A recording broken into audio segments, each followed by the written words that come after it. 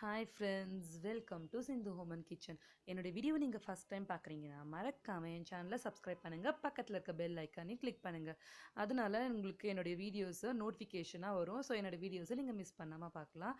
Sorry, என்னால் last 1 மந்த்தாக வீடியோவில் என்னுடைய ஸ்கூலில் வந்து எக்ஸாம், என்னோடய பையனுக்கு எக்ஸாம் அப்படின்னு கொஞ்சம் ரொம்ப ஹெக்டிக்காக இருந்தால் ஒரு பிரேக் எடுத்துகிட்டு ஸோ வரலாம் அப்படின்னு பிளான் பண்ணி என்னால் வீடியோஸ் போடலை. நான் இதுக்கப்புறம் வந்து வீடியோஸ் வந்து ஃப்ரீக்வெண்ட்டாக என்னோடய சேனலில் வரும். வந்து இன்றைக்கி உங்களுக்கு ஒரு vlogs ஷேர் பண்ணியிருக்கேன்.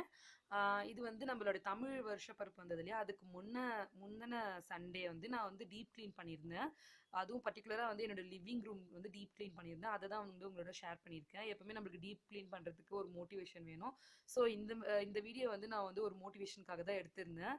ஸோ உங்களுக்கு ரொம்ப பிடிக்கும்னு நினைக்கிறேன். வாங்க நான் எப்படி அதை வந்து டீப் க்ளீன் பண்ணேன் அப்படின்றத உங்களோட நான் இன்னைக்கு ஷேர் பண்ணிக்கிறேன். நான் வந்து என்ன பண்ணியிருந்தேன்னா, ஃபஸ்ட்டு எப்பவுமே நம்ம ஃபேன்லேருந்து தான் க்ளீன் பண்ணணும். அப்போ தான் வந்து நம்மளுக்கு அந்த தூசிலாம் வந்து பறக்காமல் இருக்கும்.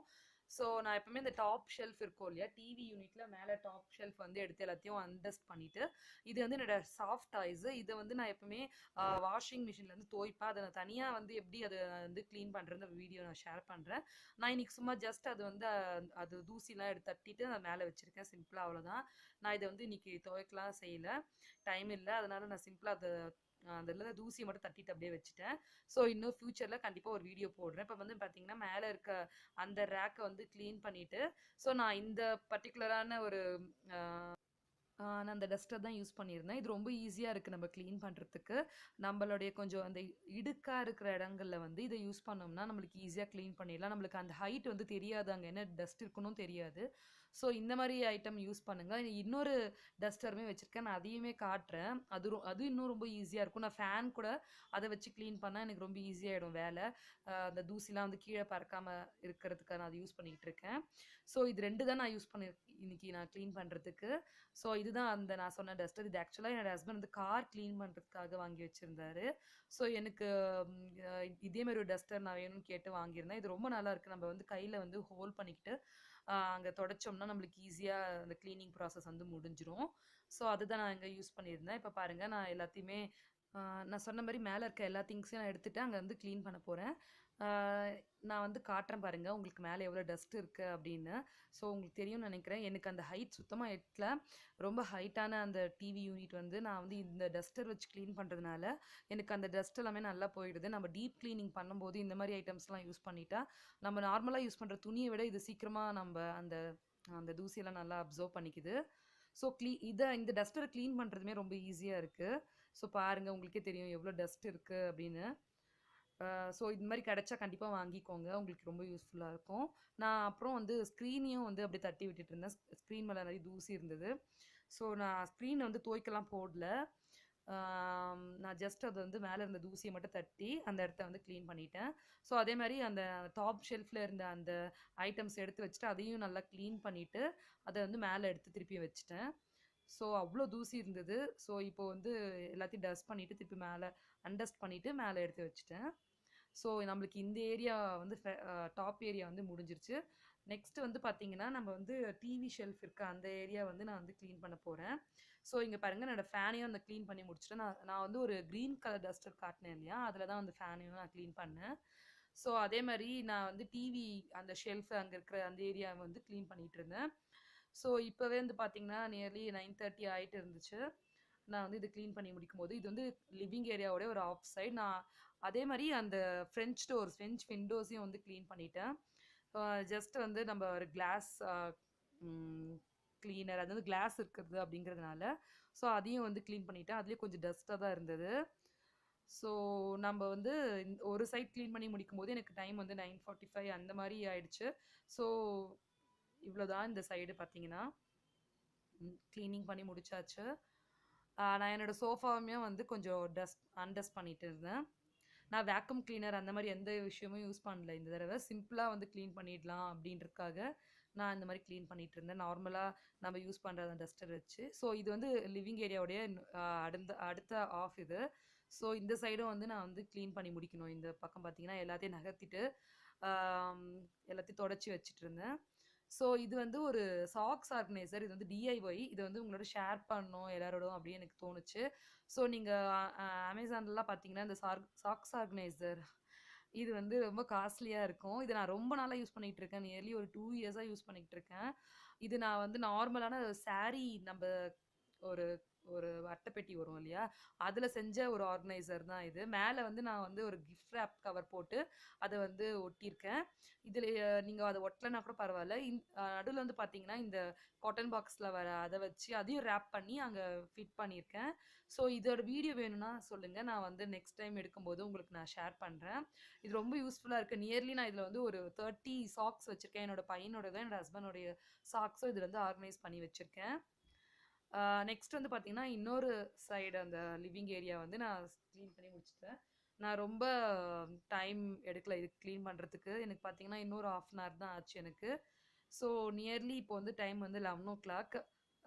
நான் வந்து ரொம்ப ரொம்ப சிம்பிளான ஒரு லஞ்ச் தான் இன்னைக்கு பிளான் பண்ணியிருக்கேன். ஏன்னா, டீப் கிளீனிங்கிறதுனால பயங்கர டைம் எடுத்துச்சு எனக்கு. ரொம்ப டயர்டாவும் இருந்துச்சு. என்னால நெறைய ஒரு எலாபரேட்டான குக்கிங் அன்னைக்கு பிளான் பண்ண முடியல.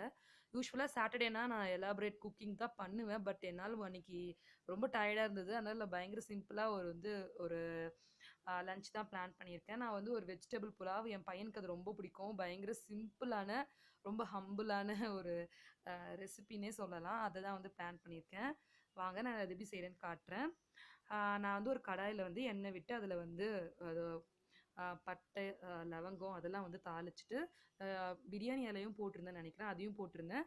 அப்புறமா வந்து நான் ஒரு பெரிய வெங்காயம் 1 எடுத்து அத வந்து நல்லா நீல வாக்குல கட் பண்ணி, அத வந்து நான் இப்போ உள்ள சேர்த்துட்டேன். ஆ அத வந்து கொஞ்சம் நல்லா நம்ம வந்து ஃப்ரை பண்ண போறோம் ஒரு 2 மினிட்ஸ். அதோட நான் வந்து இதுக்கு தேவையான அளவுக்கு பச்சை மிளகாய் வந்து ஆட் பண்ணியிருக்கேன். இது காரமே வந்து பார்த்தீங்கன்னா, நம்ம போடுற பச்சை மிளகாய் தான். இதில வேற நம்ம எந்த பவுடரும் வந்து ஆட் பண்ண போறது கிடையாது. நான் வந்து கொஞ்சம் நல்ல வாசனைக்காக புதினா ஆட் பண்ணியிருக்கேன். இது வந்து ரொம்ப ஸ்பைஸ் வந்து பார்த்தீங்கன்னா, ரொம்ப கம்மியா இருக்கும். குழந்தைங்க வந்து சாப்பிடலாம் அப்படிங்கிற மாரி தான் இருக்கும். ஸோ, நான் வந்து நல்ல ஒரு டேபிள் ஸ்பூன் அளவுக்கு வந்து இஞ்சி பூண்டு விழுது அப்படியே இடிச்சு போட்டிருக்கேன். ஆ நான் அரைச்சுலாம் சேர்க்கல. இடிச்சு தான் சேர்த்துருக்கேன். ரொம்ப சிம்பிளா இருக்கட்டும் அப்படிங்கிறதுனால எனக்கு டைமும் வந்து ரொம்ப கம்மியா இருந்ததுனால, நான் வந்து சின்ன ஒரு கப்ல அளவுக்கு பார்த்தீங்கன்னா வந்து வெஜிடபிள்ஸ் எடுத்திருக்கேன். என் பையனுக்கு வந்து இந்த பொட்டேட்டோ, அப்புறம் வந்து பச்சை பட்டாணி அதெல்லாம் வந்து ரொம்ப பிடிக்கும். ஸோ, நான் வந்து பார்த்தீங்கன்னா, எவ்ளோ சின்ன கப் எடுத்திருக்கேன்னு மட்டும் பாருங்க. இவ்ளோ எடுத்தா இதுவே கொஞ்சம் அதிகம் சொல்லப்போனா. என் பையனுக்கு வந்து பச்சை பட்டாணி ரொம்ப பிடிக்கும் அப்படிங்கிறதுனால, நான் நெறைய பச்சை பட்டாணி எடுத்திருக்கேன். இத விட கம்மியாவுமே நம்ம சேர்க்கலாம். ஏன்னா, நம்ம எவ்ளோ கம்மியா வெஜிடபிள் சேர்க்கிறோமோ, அவ்ளோ நல்லாருக்கும் அந்த வெஜிடபிள் ரைஸ். பேர் தான் வந்து வெஜிடபிள் ரைஸா இருக்கணும். ஆனா, ரொம்ப கம்மியான வெஜிடபிள்ஸ் போடணும். இல்லன்னா, அந்த வெஜிடபிள்ஸ் எல்லா டேஸ்ட்டுமே அதையே எடுத்துக்கும். உங்களுக்கு சாதம் நல்லாவே இருக்காது. ஸோ, நீங்க வந்து நெறைய சேர்க்காதீங்க. இது வந்து என்னுடைய ஒரு டிப்புன்னு வச்சுக்கலாம். இது வந்து பார்த்தீங்கன்னா, கரம் மசாலா, ஹோம்மேட் கரம் மசாலா. இது வந்து இப்போ தீர்ந்து போற நிலைமையில இருக்கு. நான் வந்து ஒரு 1/2 ஸ்பூன் தான் ஆட் பண்ண போறேன். ஏன்னா ஹோம்மேடுங்கிறதுனால பயங்கர ஒரு ஃப்ளேவரா இருக்கும். ரொம்ப டேஸ்ட்டாவும் இருக்கும். ஸோ, அதனால நான் வந்து ஒரு ஒரு 1/4 டேபிள் ஸ்பூன் அளவுக்கு தான் வந்து நான் ஆட் பண்ணியிருந்தேன். இப்போ நான் வந்து 1 கப் அளவுக்கு பாஸ்மதி ரைஸ் எடுத்திருந்தேன். ஸோ, 1 1/2 கப் ஆஃப் வாட்டர் தண்ணி வந்து இதில நம்ம சேர்க்க போறோம். ஸோ பாருங்க பயங்கர கலர்ஃபுல்லா இருக்கு பார்க்கறதுக்கு. எனக்கு கட்டிங்க்கு ஒரு அ இந்த வெஜிடபிள்ஸ்லாம் கட் பண்றதுக்கு எனக்கு ஒரு 10 மினிட்ஸ் சாலிடா ஆச்சு. ஸோ நம்மளுடைய இந்த சாதம் ப்ரிப்பரேஷன் வந்து எனக்கு ஒரு 1/2 அன் ஹவர் மேக்ஸிமம் அவ்வளோதான் எடுத்தது. எல்லாமே செஞ்சு முடிக்கிறதுக்கு. இங்க வந்து என் பையனுக்கு வந்து அ உளுந்த வடை வந்து ரொம்ப பிடிக்கும், மெது வடை. ஸோ காலையில வந்து நான் வந்து விடிய காத்தாலயே வந்து இன்னைக்கு மாவு அரைச்சிருந்தேன். இட்லி, தோசை பேட்டர். ஸோ அதோட சேர்த்து கொஞ்சம் வந்து அ உளுந்து மாவும் போட்டு அரைச்சு எடுத்துட்டேன் வடைக்காக. அவனுக்கு பிடிக்கும்ன்றதுனால. இப்ப பாருங்க நம்மளுடைய சாதம் வந்து அப்படியே உதிரி உதிரியா, அப்படியே நீள நீளமான அந்த அரிசி சொல்லணும் சாதம். அந்த பாஸ்மதி ரைஸ் ரெடி ஆயாச்சு பாருங்க. அ வெந்து முடிச்ச பிறகு ரொம்ப அத வந்து நம்ம வந்து கலரக்கூடாது. ஸோ கொஞ்சம் நல்லா ஆற விட்டு, அப்புறம் நல்லா ஒரு ஷார்ப்பான கரண்டி மாரி எடுத்து நம்ம எடுத்துக்கலாம். ஸோ இங்க பாருங்க வடை வந்து ஒரு கிரிஸ்பியான வடை வந்து ரெடி ஆயாச்சு. என் பையனுக்கு ரொம்ப பிடிக்கும் இந்த மெது வடை. ஸோ அவனுக்காக தான் செஞ்சிருந்தேன். அவனோட ஃபேவரைட் அப்படிங்கிறதுனால. நல்ல ஒரு அவுட் சைட்ல வந்து கிரிஸ்பியான ஒரு நல்ல ஒரு கோல்டன் ப்ரவுன்ல ஒரு வடை வந்து ரெடி ஆயாச்சு. இதுக்கு வந்து எல்லாமே எனக்கு சேர்த்து செய்யறதுக்கே ஒரு 45 மினிட்ஸ் தான் ஆச்சு. இந்த மாரி ஹெக்டிக்கா கிளீன் பண்ற மாரி ஒர்க் இருக்கும்போது ரொம்ப சிம்பிளா ஒரு மெனு பிளான் பண்ணிக்கலாம். அப்ப நம்மளுக்கும் கொஞ்சம் ஈஸியா இருக்கும். ஸோ அவ்வளோதான் என்னுடைய இன்னைக்கு லஞ்ச் வந்து ரெடி ஆயாச்சு. வெஜிடபிள் புலாவ் அப்புறம் வந்து மெது வடை அவ்வளோதான். பயங்கர ஒரு சிம்பிளான ஒரு மெனு தான். ஸோ நீங்கள் ட்ரை பண்ணி பாருங்கள். உங்கள் குழந்தைங்களுக்கு வந்து இதை ட்ரை பண்ணி பார்த்துட்டு எப்படி இருந்ததுன்னு சொல்லுங்கள். மறக்காமல் கமெண்ட் பண்ணுங்கள். ஸோ இந்த வீடியோ உங்களுக்கு எங்கேயாவது ஒரு இடத்துல மோட்டிவேட்டாக இருக்கும்னு நினைக்கிறேன். இந்த வீடியோ பிடிச்சிருந்தா லைக் பண்ணுங்கள். உங்கள் ஃப்ரெண்ட்ஸ்க்கு இந்த ரெசிபியை வந்து ஷேர் பண்ணுங்கள். மறக்காமல் என் சேனலை சப்ஸ்கிரைப் பண்ணுங்கள். நாளைக்கு ஒரு நல்ல வீடியோவோட நான் உங்களை வந்து மீட் பண்ணுறேன். அது வரைக்கும் பாய்.